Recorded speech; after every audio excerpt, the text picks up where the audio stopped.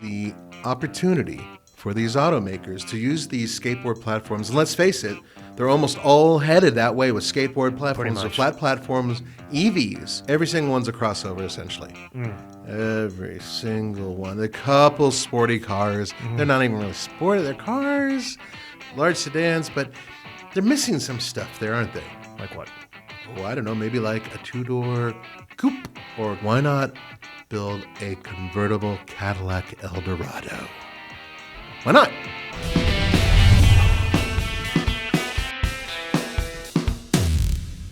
Nathan, we're back. That's right. We're here at the TFL studios once again. Once again, but this time, we have to have a discussion about something I don't believe the industry discusses a lot, and that's blind spots. What product or category segments is the industry, meaning US, Europe, and Asia, missing? We have a lot of variety out there. Forget about the propulsion system right now. I'm talking about category, product segments. What's missing that you and I, and really the audience, would think is commercially viable? Like, we can't honestly have a discussion of a brown diesel station wagon with a manual transmission and velour seats. That will only sell to 3 people. 2 of them are in the room here. Yeah, most likely. So let's put that aside. Let's think about something that's commercially viable. How would you start that discussion? What do you think is a blind spot most manufacturers are missing? There are a lot of people out there who do not want to jump from their internal combustion engine car directly into an electric car. And why is that? Because they want to maintain range without anxiety, because they don't want to plug in, because they don't believe that electric vehicles are the way to go. There's a variety of reasons. So there's a very simple blind spot. Toyota actually is a company that's trying to make it happen still. But a lot of people have jumped from some interesting hybrid tech right into electric, and they're blind to this section of the public, huge section, that really does want hybrids. What does that mean? Does that mean it's a plug-in hybrid with 100 miles of range or more? No. Or less? No, plug-in hybrids can have 500 miles range or more. No, it's not even plug-in. It's just regular hybrid as well. There's an awful lot of companies that are like, we're going right from internal combustion, screw that other stuff. We're going right over it to electric. Like Cadillac. Exactly. Or actually, mostly GM. All of GM. Yes. GM has gone down this path that we're going all electric, we're doing it fast. The quiet part, they don't talk out loud, is, and the U.S. government's paying for our research and development.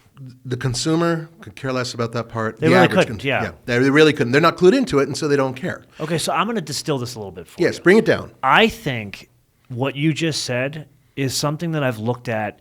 I do the wish list at the end of my episodes. And in many of the episodes where it's either a plug-in hybrid like crossover or something that's very expensive, where there's headroom for more money, like just the episode on Saturday, we're shooting this on September 26th, Monday, September 26th. The episode just this past Saturday was the Range Rover SV long wheelbase. Though a $250,000 vehicle. I think the blind spot is a vehicle like that, or even a vehicle like I'm driving right now, a GLS 450, which is a mild hybrid, but how about a plug-in hybrid version of that has 100 miles of range? And the method to my madness is this. Here's a vehicle that weighs, that one out there, what is 5,200 pounds, 5,500 pounds? It's pretty heavy. Pretty heavy. Yeah. That Range Rover was 6,000 pounds. Even the Hyundai and Kia, like the Tucson and the Sportage twins, they're like 4,200 pounds with the 2 propulsion systems. What if you were to put in the case of the Kia, because you don't have as much budget, maybe a 50-mile range, and in the Range Rover and the Mercedes, 100 miles of range? This way you could drive it all day long on electric, because those people, they probably have a home and a 240 charger, so they could do it. So you don't have to look for energy at all during the day. And you're not necessarily dependent on the grid, so you could still put gas in that thing when Gavin Newsom's dream literally falls into tatters. Won't even go there personally speaking, but I agree but with you see what I'm that. saying. Yes, and there's more. I've actually proven this on a practical drive with a vehicle that gets a much lower range. It's plug-in hybrid. I brought home a Jeep Wrangler. Yeah. PHEV, basically the 4xe. Yeah. Well, it is not basically. It is the 4xe. I watched you off-road it, and you went through the range in 3 seconds. No, I made it 2 miles off-road. But that was off-road. That's great. I mean, and then everybody's like, oh, my God, that's as far as it goes. Yeah, when you're climbing up and over rocks, that's what happens. But it's over 20 miles. Well, it's about 20 miles on regular streets. Now, when I brought it home, that was back when both of my kids were in school. Okay, and I was able to take them from my house where it's fully charged, put it in EV mode, and I drove them both to school.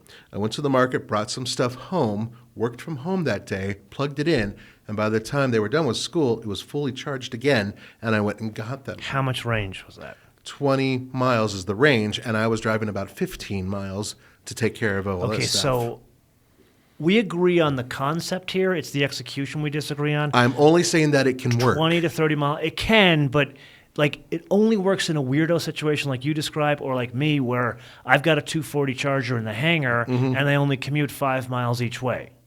Those work. That's why you need at least 50. I would say more like 100. That's the blind spot, not 20 miles of range. And do it in multiple product segments.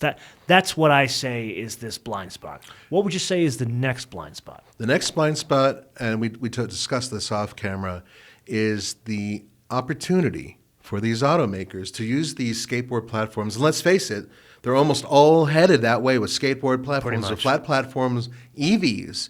I've got to give the disclaimer. Good, bad, or indifferent, put aside another discussion for another day about where the energy is coming from, how it's created, and whether the grid can support it. Don't concern me with facts. Because my mind is already made up. Go on. Okay. No, what's really important is that no matter what, they're building them.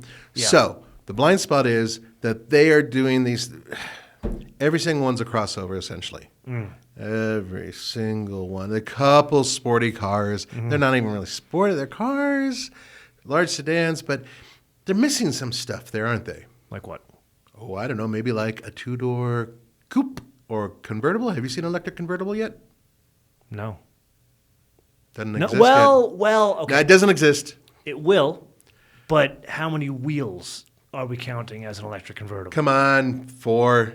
Oh, then no, it doesn't count. Yeah, you Morgan won't even let me. three-wheeler. Yeah, I was going to talk to you about a 3-wheeler too. Morgan three-wheeler. No. So, okay, let's clarify. Yeah. Are we saying we want a specific body type, or the way I would see it, and we're here at an unusual time. So these guys, we're in the studio. Roman, Tommy, Andre all took a Hummer EV to tow it up to the Ike Gauntlet, the Eisenhower Tunnel. Yeah, they're pulling a heavy load going up and over the Eisenhower tunnel here in Colorado, which is a very difficult, one of the most difficult towing tests in the United States. So they're doing that with a Hummer EV and a Ford Lightning, I believe. But the reason why I bring this up is I look at the Hummer EV as not the reincarnation of a Hummer. I look at it as GM said, well, wait a minute. We have this technology over to the side here. We've got this skateboard here. We own this intellectual property of this brand everybody loved back in the day before it was you were considered that you were clubbing baby seals by driving this thing. You were Satan if you drove one. You were Satan if you drove one. But now let's bring all that together. And really what they accomplished is we can make lower production runs of cool cars because all the R&D is paid for in these skateboards. What if we were to change the packaging that the skateboards come in? So is that the blind spot? More opportunities like the Hummer EV? You're on the right track, but let's take it another step forward. Now, first of all, the Hummer EV has an absolutely enormous battery pack. That battery pack should be able to power between 3 and 4 cars, okay? And the reason it's so massive is because the vehicle itself is massive, over 9,000 pounds. Weight is the enemy. Stupid. Weight is the enemy of any vehicle, but especially with electric vehicles. So they have it on that high extreme end. Draw it down a little bit. Let's cut that battery in third, okay? Why not build a convertible Cadillac Eldorado? Why not? How cool would that be? Now you're talking my language. Exactly. And I know what you like.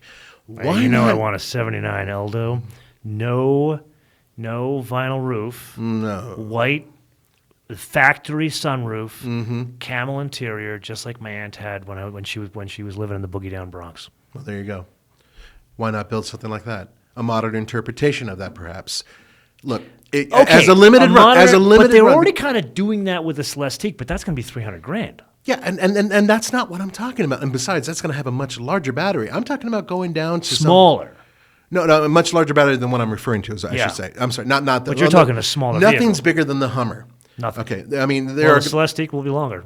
it'll be longer, but it won't have a larger battery. I can No. almost guarantee it because it won't be this mass of dead weight. Regardless, what I'm talking about is let's say 90 kilowatt hour battery.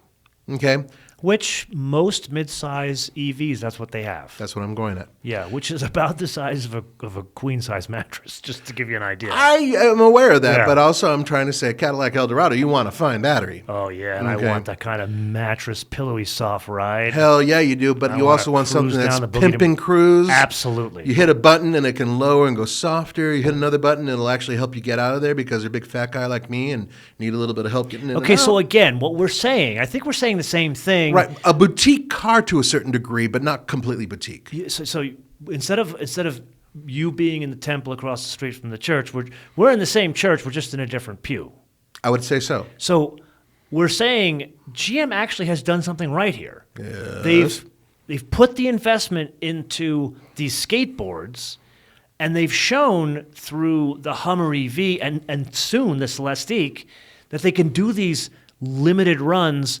Let's have more variety in the packaging, in what the carrying case looks like. Yes. That's the blind spot. Yes, and the crazy part is, I think if they do that, they'll bring more people to the fold who they want to bring in, even as a halo vehicle to a lesser degree, saying, hey, maybe EVs can be fun. Because right now, a lot of the negativity towards EVs is it's an appliance.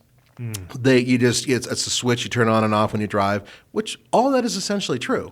However, can you liven one up? Yes, I believe you can. And I believe that GM, if they were to pull their heads out of the proverbial tushies, could do it. But in order to do it, they have to get, and this is the most important part, the right design. That's where they're excelling. That Hummer EV, it Visually, it looks great. It had torque steer. Some of the build quality and inside's questionable. The UX does not work, but that design knocked it out of the park. And I would argue that some of the little crossovers, as much as I'm not a huge crossover fan, are actually looking pretty damn good. Like what? The new electric crossovers that they introduced, the Equinox and the Blazer. Oh, the Blazer EV is attractive. I think it's an attractive design. I got to take Phil Zach, who he's the chief of design for Chevy. He is knocking out of the park. Yes. The man and actually we got an episode that we did of him. You can go back and see an episode where he and I talked about how the Hummer EV came into being because he was the chief of design for the Hummer EV, even though he runs the Chevy studio. Before we cap this all up, we should talk about one more blind spot, and I think you know what I'm talking about.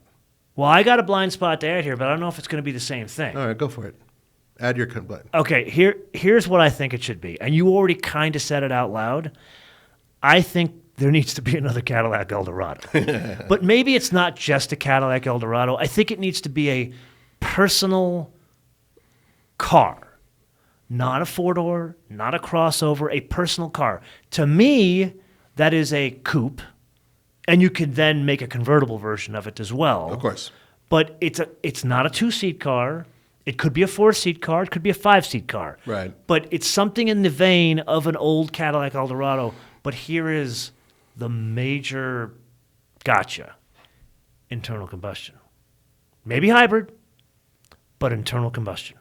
And here's the other part where I think it'll work. It's not a volume car. And it's not a cheap car. By making it very high quality and very exclusive, that will ensure its survival. Many companies have proven this. Like Morgan has proven the concept of we're going to continue to make cars that have leather, ash wood, and aluminum and charge you for it. The cheapest Morgan is like $75,000 US for a car with a Ford four-cylinder engine that will rain when the roof is up. You'll get the rain inside the car. I don't know who does it. I don't know if it's General Motors. I don't know if it's Volkswagen through Porsche or Bugatti or something like that. It's not a $300,000 car. Maybe it's a $100,000 car.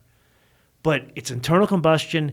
It could be something like the technology out of that Mercedes I'm driving right now, which is the integrated starter generator motor, mild hybrid, so you get some efficiency. That thing is remarkably efficient.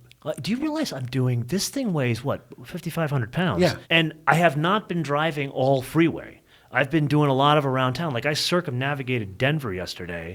Went to the Denver's Air and Spaceport? Air and Spaceport. You Cool also airport. Yeah, and then you went down to Parker, Colorado, and then taking the streets, and then then over went to to Centennial. Centennial. Yeah, And didn't touch a freeway. Yeah. And I'm doing 32 mpg average. yeah. And there's more. That thing has ridiculous power. And it's quick. Yeah, it's It is and this really the quick. 6. Yeah. So take that technology and put it into a personal car. That's my blind spot. I would agree with you. You would. I would agree with you 100%. I truly hope that we take a step back, and then I'm not going to go into another version of that. Oh, please. Porsche 928. I got to say it. I just had to say it. I love that. Go on. I think we all agree that the 928 is one of the most amazing cars in the world. Yeah. And they can do it. They've got all the But I want to pieces see it again. I don't want to see something that they take. Well, the bumper looks a little bit like it if you look cross-eyed at it. Sorry. When you do that with your head that way, it's a little eerie. Yeah, it is, and I'm pretty good with that German thing. But you see what I mean? It's got to be the 928. I want to see it.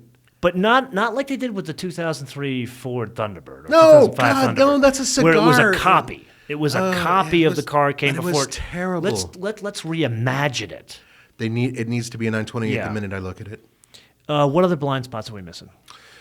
There are other ones that we could go into, but I think that we're at a point where we need to ask the audience. So we're going to turn around the audience. Okay, because I think there's a number of blind spots that we've missed because you and I are not practical human beings. No. So maybe there's a practical blind spot we missed. Maybe there's a regional blind spot we missed. Like I live in California, you live in Colorado, so you brought up a lot of truck stuff. I'm going to let that go and do its thing. You do the truck stuff. I do. So maybe there's something that in South America, it's a different blind spot.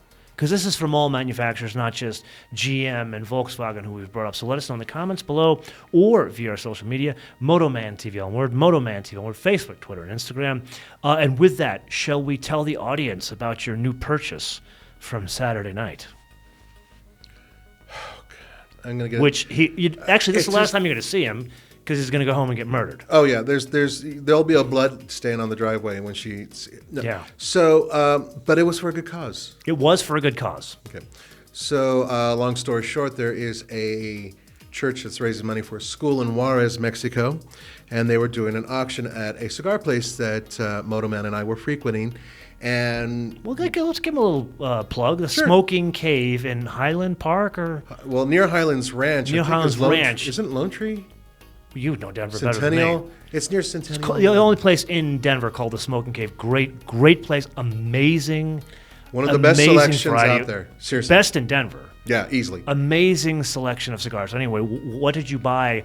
And by giving money to charity, as you got. I bought coffee. That was cover for your wife. You bought the coffee for your wife. So this is the guy who's running the thing. He does coffee on the side, and he does his own coffee. But there was more. $80 in coffee. I bought a humidor. That's Not all. just a humidor, 1,000 cigar humidor. The thing is bigger than the Mercedes I'm driving. Yeah, you can hold a couple of human heads in the thing, I suppose, because that's where mine's You going to could, go. yeah, pretty much. So, I think the mobsters back in New York used it as a coffin. Freaking huge. So say goodbye to Nathan, nice knowing you because guys. he's Yes. dead. His wife's going to kill him because he's hiding in the garage right now. He still hasn't told her yet. No, fortunately, we haven't fully moved into our house yet, and so she hasn't. I don't think she'll notice it immediately. Yeah. And by the way, if any of you do know me and my wife, and you contact her, and she finds out about it and then hurts me, I will force horrible things upon you. But most Won't happen importantly, because you'll be dead by then. it doesn't matter. I know, right? But She'll this is bury you underneath the pond in that lovely park in your new neighborhood. This is an important find for me because I've never owned a proper humidor before. So now I just took a couple steps above and just got this, spent hundreds of dollars and got this big thing. But most importantly, the kids benefit. And on that note, until we see you in the next episode, Bish Beta.